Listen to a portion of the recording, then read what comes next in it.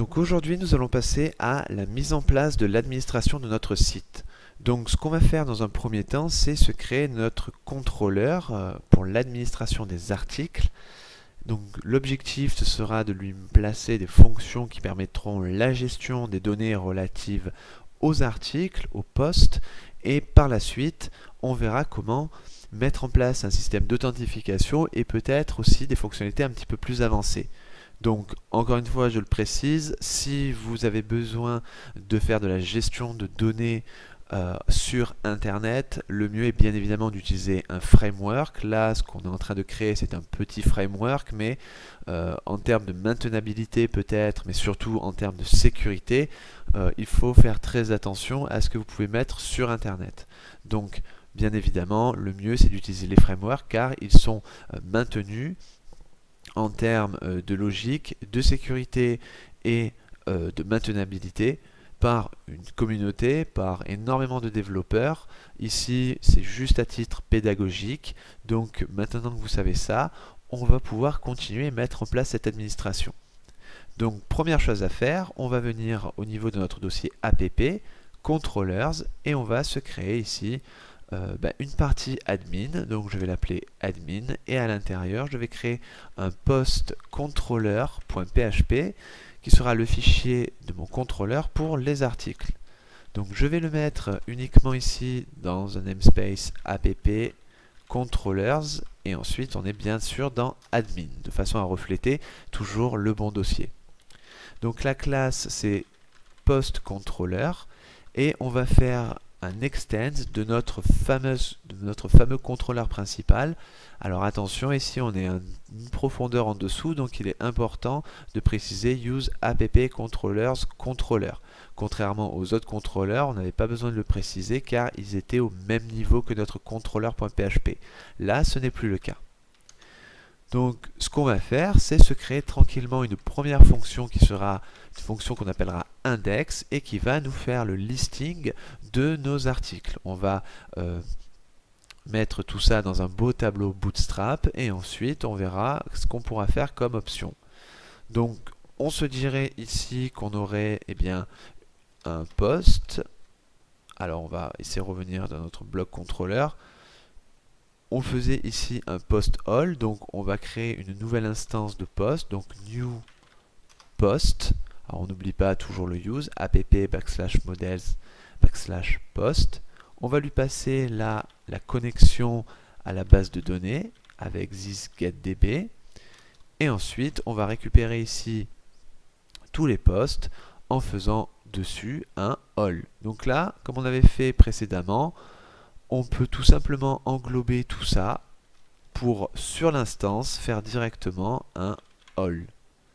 Et là, ça nous permet d'avoir directement la variable post qui contient tous nos articles.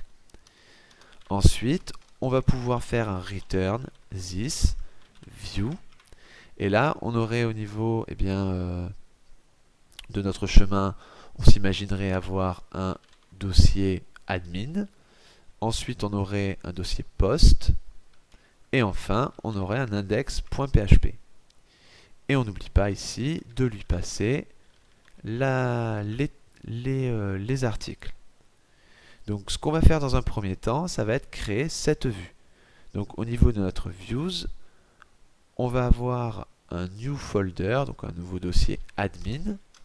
À l'intérieur, on va faire un dossier post.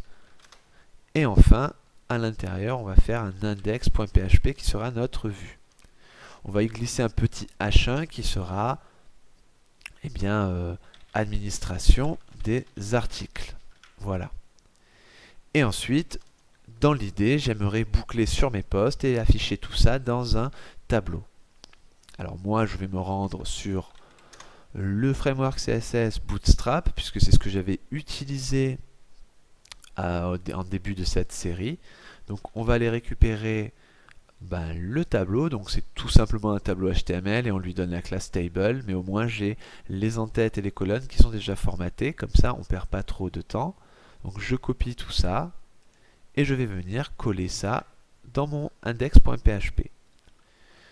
Donc ici, au niveau des entêtes, on va peut-être garder le dièse pour représenter l'ID d'un article pour avoir une meilleure vue.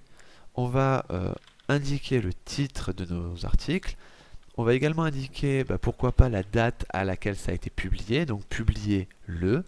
D'ailleurs, au sujet de ça, on va utiliser notre fonction createdAt.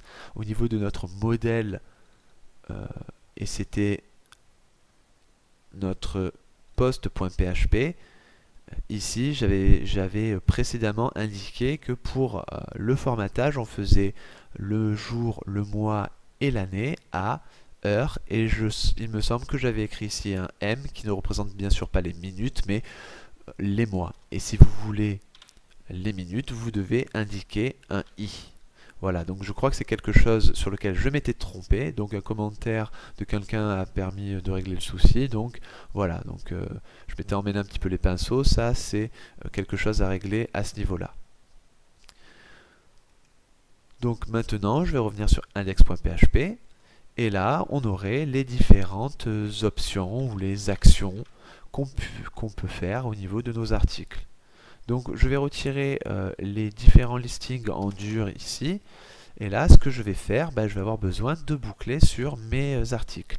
Donc je vais couper cette partie-là et je vais lancer un petit for each. Donc je récupère ma variable params post as post.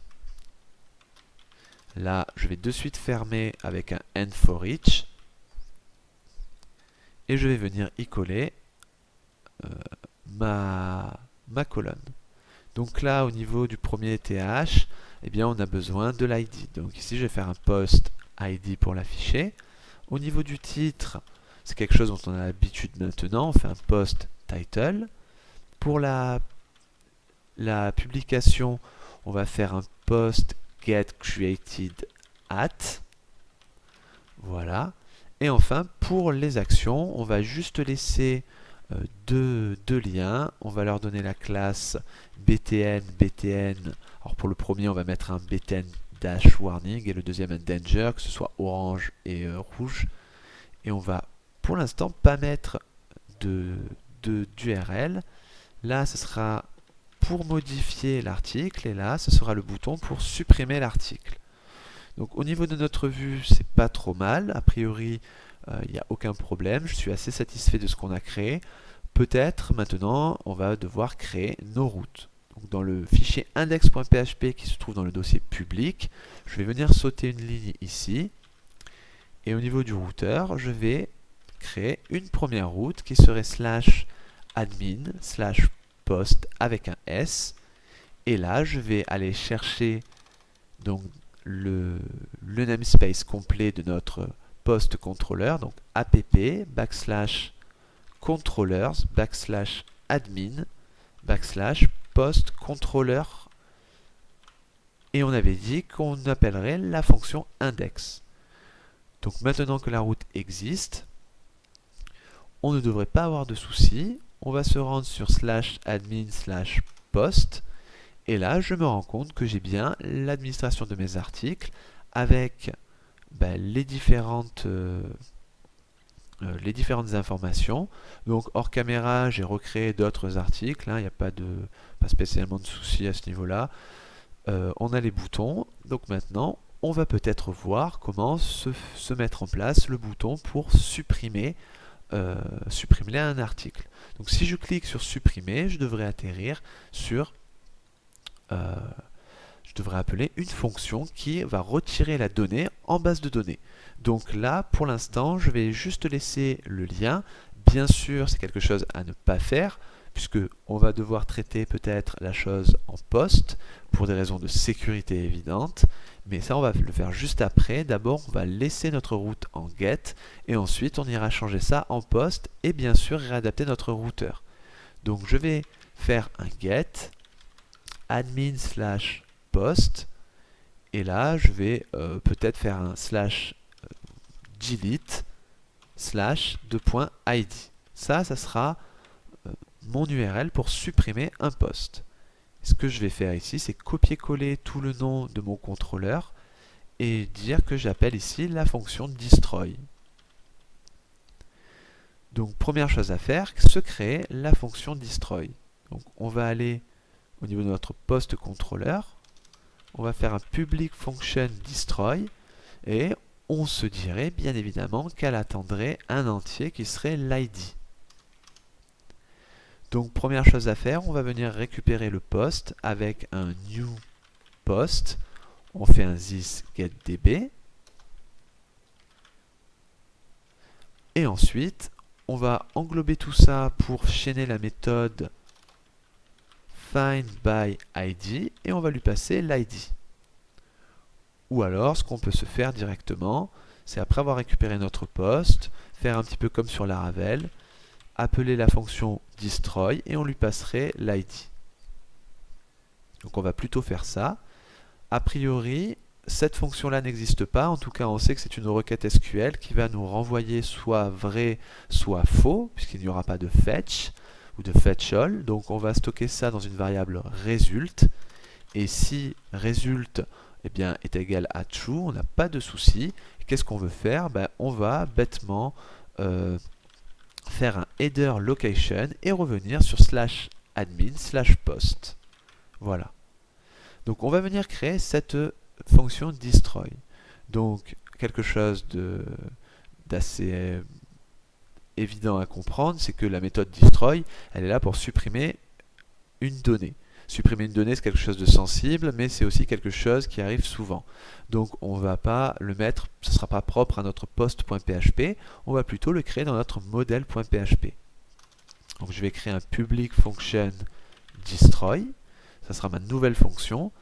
Elle attend bien sûr un entier, et ce qu'elle fait, c'est nous retourner rien du tout, elle nous retourne un booléen, soit vrai, soit faux.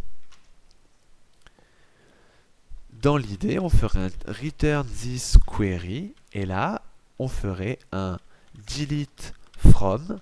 Là, ce serait la classe à appeler, donc this table, qui va dynamiquement être, en l'occurrence, post, mais ça aurait pu être une autre classe, where id égale point d'interrogation. Donc là, c'est une fonction préparée, une requête préparée, donc je vais lui passer l'id. Donc là, le problème, c'est que je vais envoyer cette requête-là qui n'a pas besoin de rapporter de données. Elle va juste effectuer une suppression de données dans notre base de données et c'est tout. On n'attend pas autre chose derrière. Donc, comme elle ne me rapporte pas de données, après la méthode, ici, ce que je vais faire, c'est faire un if et je vais vérifier au niveau de ma requête si le premier mot est un delete ou un update ou encore un create. Parce que dans ces trois cas-là, on veut soit créer, soit éditer, soit supprimer une donnée. On ne veut pas rapporter quoi que ce soit. Donc ce que je vais faire, c'est faire un if. Pour ce faire, on va utiliser la fonction strpos. Elle me permet de récupérer la position d'une chaîne de caractères. D'un mot dans une chaîne de caractères. Donc là, iStack, je vais chercher moi dans ma requête SQL. Le needle, qu'est-ce qu'on cherche? On va chercher peut-être, nous, delete. Et si ça, c'est la première occurrence, donc ce sera strictement égal à 0. Ou alors, strpos, donc, de update est strictement égal à 0. Ou encore, strpos dans SQL de create est strictement égal à 0. Donc dans ces trois cas, on a un verbe en début de notre requête qui précise qu'on ne veut pas rapporter d'informations. Donc ce qu'on va faire, c'est juste exécuter la méthode, donc exécuter la requête SQL, sélectionner la bonne table avec notre setFetchMod et on va retourner le tout. Donc on va juste faire ici un return et là en l'occurrence on a une requête préparée, donc on va faire un return de notre statement et on l'exécute. Donc là, après avoir compris la logique et après l'avoir implémenté dans Query, on se rend compte quand même que notre fonction Query, elle commence vraiment à grossir. Donc pas de panique, on va laisser les choses comme ça. Et si demain ça nous on a vraiment du mal à maintenir ça et on va avoir du mal à maintenir ça, on va peut-être apporter une refactorisation de notre fonction. Donc pourquoi pas scinder en une fonction query puis une fonction prepare. On verra ce qu'on fera, mais on sent que là, eh bien, ça ne va plus être très vite, ça ne sera plus maintenable. Donc on va laisser ça comme ça, et peut-être dans une autre vidéo, on viendra refactorer tout ça. Donc en l'occurrence, nous, on sait que on va tomber dans le cas où on a un delete. Donc ce qui va se passer, c'est que notre requête SQL va être effective, on va supprimer notre article, on va faire un set fetch mode, et ensuite on va pouvoir retourner en exécutant avec le paramètre. Donc au niveau de notre poste contrôleur, on a bien stocké le result dans la variable result. Donc, a priori, ça devrait être bon. Donc j'ai enregistré le tout. Je vais venir supprimer mon 5e article. Donc je clique sur supprimer. Alors bien sûr, j'ai pas précisé le chemin au niveau de notre ici de notre lien. Donc nous, on voulait aller sur /admin /post /delete et je dois indiquer l'ID. Donc dans ma vue, je précise la même URL et là, puisque je boucle sur tous mes articles, je fais un $post ID. Je vais réactualiser ma vue et là je vois en bas à gauche de mon navigateur que je suis sur /delete2, /delete/3, etc. Donc on va venir supprimer le 5e article et on voit qu'il est supprimé. Bon, bien évidemment, on ne va pas laisser ça en get parce que si quelqu'un m'envoie le lien /admin /post /delete /4, moi je vais cliquer dessus et insidieusement il me fait supprimer des données. Donc pour pouvoir sécuriser ça dans un premier temps, parce que bien sûr il y a d'autres failles de sécurité web qui existent, mais déjà ça sera une bonne chose de faire ça, on va passer ça en post. Donc on va plutôt dire que cette URL est une route en post.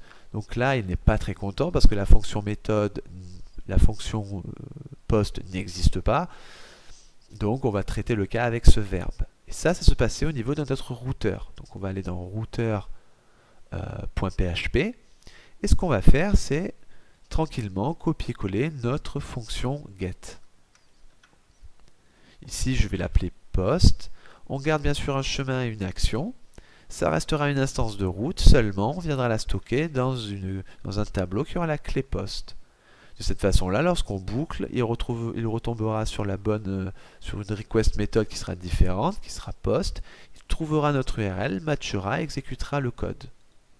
Donc on va enregistrer notre nouvelle méthode. Et ensuite, on n'a plus qu'à retenter. Donc là, forcément, ça ne va pas marcher parce que notre lien est juste un lien et ça n'arrivera à terme qu'avec un get. Donc l'idée ici, ça serait de se créer un formulaire. Donc on va se créer un formulaire pour pouvoir préciser que c'est une méthode en post. L'action, eh bien, c'est le lien sur lequel je vais envoyer mes infos. Donc je vais copier-coller le href et le mettre dans action.